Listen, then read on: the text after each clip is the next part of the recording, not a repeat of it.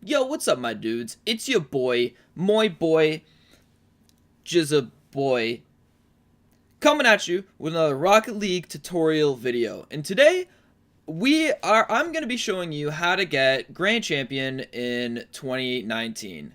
So I did a video like this about a year ago. I think it was like exactly a year ago, honestly. I compiled a bunch of tips. It was just me ranting, really. It wasn't really me doing anything crazy, but I actually compiled tips here that and I ranked them in order, and it's going to be in a little bit more of a structured kind of video. I should also clarify now, these tips are for people that have like 1,000 hours in the game, give or take, that are like Diamond 3, maybe even Champ 1. Any lower, it becomes a little harder to, utilize these tips, because a lot of them have to do with like passing and positioning, but it's like a whole different game once you get to Diamond 3 and Champ 1 and above. So probably get to that rank and then start utilizing these tips, but if you're already there, perfect. So the first tip is, it's a very, very basic one. It's just never give up. That's it. Like this is just to ease it in. This is number 8. This is like just a mentality kind of thing. Just never give up. I swear to you'd be surprised how many people I see put up a forfeit in Grand Champion. Put up a forfeit at like 3 minutes. They're down 3 goals, but it doesn't make sense. It honestly doesn't make sense. If you're down 3 goals in 2 minutes, you have 3 minutes to get them back. Like, it doesn't make sense. Like, obviously, if you're down like 4 goals and there's like 10 seconds left, okay, you could probably forfeit then. That you can, just because it's physically not possible to come back at that time. But if you have 3 minutes to score like 3 goals, that's so possible. Yes, we're sliding in easy, with number 8 being never give up. That's it. Just never give up. It's more of a mentality kind of thing, but again, mentality is crucial in these games. All right, and then on to number 7. Number 7 is insanely important. These are really hard to place because they're all important, right?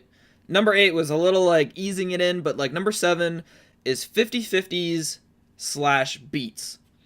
Now, if you know what I'm talking about, you want to...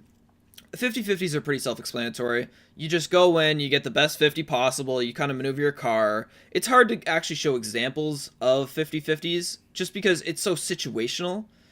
But you have to really utilize the trajectory of your opponent's car and your car need to match the ball correctly. It's a 50/50. You get it. It's hard. You have to... It's so situational. But this being said, if you can bait out a 50/50, like get a situation where he thinks you're going to shoot on net, but instead, say you're to the left, you hit it to the left, bank it off the wall, he completely misses the ball and goes out of play.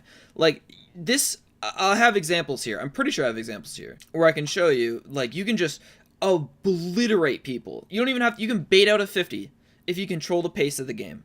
And then number 6, again, is pretty similar to number 7, and that's just never put yourself out of play.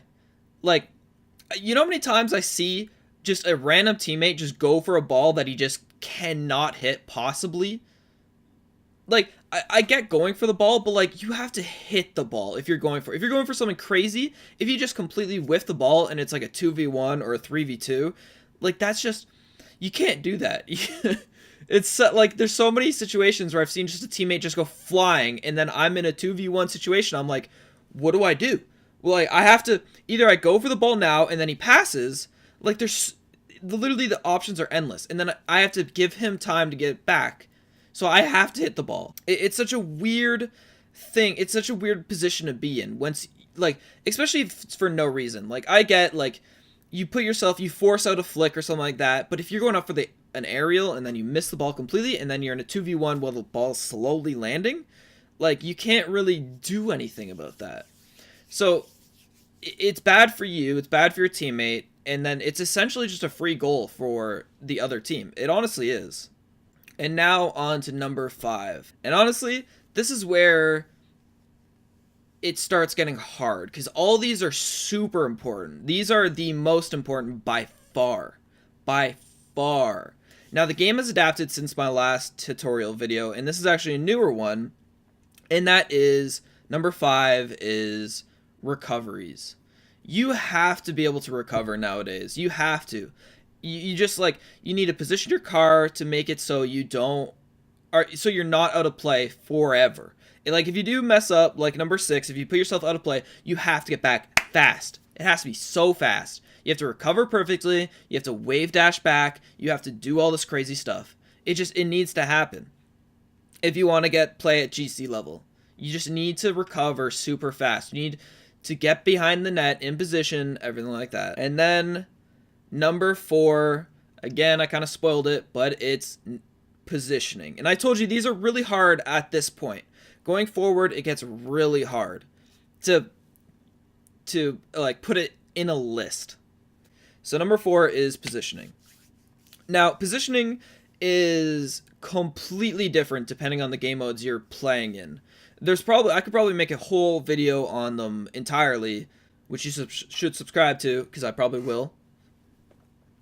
So like what that means is you want to, wherever you're in threes, you want to create a triangle. So depending on where you're at, depending on, where your teammates are, you want to make the space completely utilized. So let's say you have somebody shooting on net, right? You want someone, so let's say you're on the offense right now. You want 2 people, or at least 1 person on the half field, either covering the play. You want someone in the right side and then someone on the left side. So what that means is whoever has possession of the ball, so let's say it's on the right side, let's say they lose possession, then the person at the goal line can then come in and help out. I don't want to spend too much time on it, but you get what I mean. You want to create a triangle. So yeah, I'll make a whole video for it, because there's a lot of in-depth positioning that you can do. But let's focus on number 2, because most people let's focus on 2s. Because most people who get Grand Champion usually get it in 2s.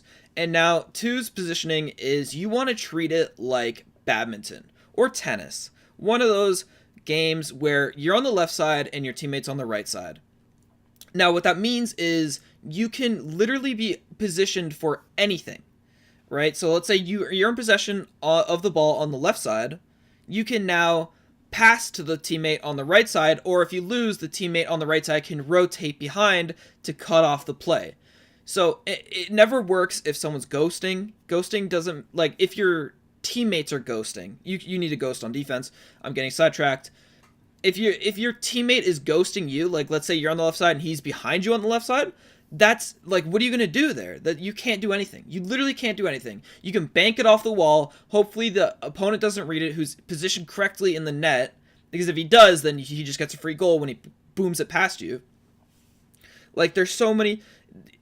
I always hate it, but positioning is probably one of the most important as well. And again, it's number 4 because the rest are also important. And number 4 and up can kind of be all contributed to number 1 because they're all super important. All right, so tip number 3 is passing / knowing where your teammate is. Now, I wanted to put this one higher on the list, but I realistically can't. Even though this is probably the most important one to get you to GC, because if you get to higher ranks, Champ 3 to Grand Champion, the other people on your team know what they're doing. So if you just pass them the ball, the odds are that they're just going to score it. Honestly, the disruption that it causes within the defense, because they're guarding the net, right? If you don't shoot at the net, they have to reposition their location, right? That's just in positioning. That's just the basic keys of positioning. So if you have a perfect shot, maybe not perfect, if you have a good shot that you can take, instead of taking that shot, you just pass it. You just literally disrupt the defense. They think you're going to go for a shot. They're in position for the shot. You pass it to a teammate that you know's there, which is also knowing where teammates are. So if they're positioned correctly, and then you pass them, and if it's a good enough pass, it's almost, I don't want to say impossible to save, but it's real hard to save. And I have a lot of passing plays that I could show you guys, just of me just straight up giving my teammate the ball and then them just cranking it into the net. Like, it's so basic, but it's so easy, especially in every high-level sport. You see passing everywhere. You see it like in hockey, soccer. Every sport at a professional level has passing in it. So again, if you can utilize how much skill your teammates have, and even if they don't have a lot of skill, even if they just hit it towards the net, as long as they don't miss, and as long as your pass is good enough, it will usually cause a disruption that they won't really know how to deal with. And if they do know how to deal with it, like, make sure it's a hard pass, because again, a lot of at high level get cut off, a lot of passes.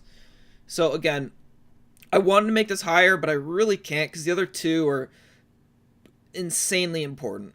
And number 2 is pressure.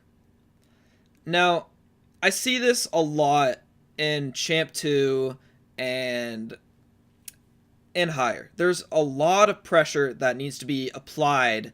That doesn't mean put yourself into play. That doesn't mean speed. That just means not giving your opponent space. You don't want to give them space. There's so many times I see this at Champ 2 is when a teammate rotates the very, very back boost, and then let's say I have the ball in the corner and I lose possession. Now, instead of my teammate having 30 boost and pressuring it, because he can pick up pads to rotate behind me, like he should be doing, or rotating to the mid, that's what he should be doing. He goes completely back for boost. Now, the opponent can literally freely move up the field just as far as he wants until he comes pressuring him with the full back boost, which again takes a little bit. He gets at least to half court or half field, because if he goes for back boost, and then he is pressuring him at full speed. And you know how many times I've seen someone with or without pressure who needs to literally gain the pressure? They just push as hard and as fast as they can, and then all the opponent does a basic flick up in the air, just anywhere, any flick, the car goes flying past him, and now it's in a 2v1 scenario. You know how many times I've seen this? It's frustrating. And it happens at every rank, every single rank. I swear to God, maybe not like super, super high GC, but at low GC to 1600 GC, you see it a lot. People are just giving possession for back boost. And that needs to stop. That's such a bad habit to break, because I know you want that full boost, but again, you need to apply the pressure. You need to. Even if you're just a car there, if you have 30 boost, you can save any shot. I keep saying it. Alright, I don't keep saying it. This is the first time I'm saying it. But if you have 30 boost, you can save every single shot in the net. Every single one. Doesn't matter. Well, it kind of does matter. But you know what I mean. And now, number 1, the most important tip, arguably, because again, the top 4 are they're all super important. Number 1, boost management. I know it's probably getting tiring to hear, because every tip tutorial has it, but boost management is, I don't want to say by far the most important one, but it is probably the most important one. It's just knowing where the pads are on the map, knowing how to, not going for full boost when you don't need to, going for the pads, realizing that with 50 boost, you can virtually do anything. You can get to the ceiling with 50 boost. You can virtually do anything with 50 boost. And that's just 4 pads. That's it. 4 pads, you can do anything on the map. And if, say your opponent clears it, or say your teammate clears it, you can, with the rotating up, with the 4 down the middle, you're at half court with 50 boost. You can do anything. You can literally do anything to score that goal. You can recover. You can go up for the ball. You can hit the ceiling if you wanted to. You can do anything with 50 boost. You don't need that 100. That 100 is for recovery afterwards, which is important. But if you apply the pressure and you keep with your boost management, you can do, it doesn't matter. You don't need to. You can just do your judgment calls, everything like that. And yeah, that's pretty much it. That's all you really need to know. Granted, these are only, they're like suggestions. You need the mechanical abilities. I would probably around 1,000 hours in the game. And then once you start utilizing these tips after 1,000 hours, you can probably get Grand Champion. Honestly, this game is more of a, I want to say it's more of a mental game, but it also requires an insane amount of mechanical ability, because that's just the nature of this game. So, yeah, good luck to everyone. Hopefully, you can comment if this helped you get GC, or if you get GC in the future, you can come back to the video, tell me, because I love to hear those stories. And subscribe and like and comment and subscribe. And that's it. Bye.